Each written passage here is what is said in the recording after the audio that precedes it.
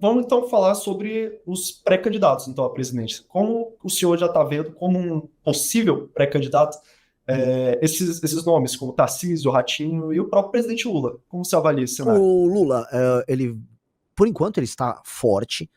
Houve uma pressão deflacionária, por mais que o nome seja engraçado, soe até incoerente, mas houve realmente uma deflação em preços dos alimentos. Houve também uma queda na pobreza extrema. E aí, esse é o eleitor dele, então ele recuperou a popularidade com esse eleitor. E o Lula está, por enquanto, nas pesquisas, uma trajetória de lenta recuperação da própria popularidade, também puxada pelos erros monumentais cometidos pela família Bolsonaro, agora com essa história de Trump e tal. A estratégia, por enquanto, não pareceu valer a pena.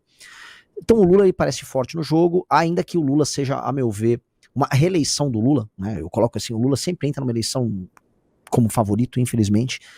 Uma reeleição do Lula significa a implosão do Pacto de 88, uma gigantesca crise contratada já para 2027, porque é um governo que não vai fazer as reformas necessárias para resolver o orçamento, é um governo que vai comprar a crise e vai comprar a treta. Então tem uma questão civilizacional em derrotar o Lula.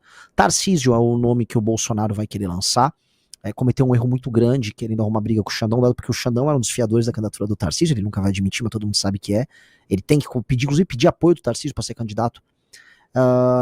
Ele viria numa chapa com o Ciro Nogueira de vice, o Ciro Nogueira que é o grande articulador dessa candidatura. Se ele não vier candidato, o candidato número 2 se chama Ratinho Júnior, que vem construído com o Kassab essa opção e aguardando qualquer falha, qualquer erro da construção Tarcísio para ser o principal nome. Porém, se nesse cenário o Ratinho é candidato, aí nem o Zema nem o Caiado precisam estar fechados no plano, e aí você terá mais candidatos.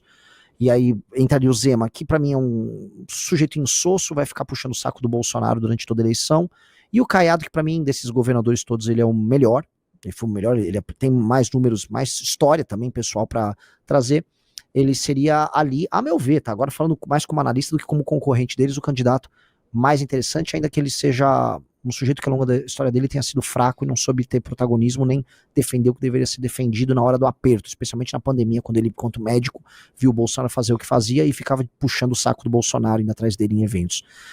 Falei rápido porque eu queria lembrar todos esses caras, mas acho que tá aí, né? Nossos concorrentes diretos são esses e nós temos mais propósito do que eles, nós somos mais corajosos do que eles, nós somos mais capazes do que eles e aí vamos ver o que vai dar.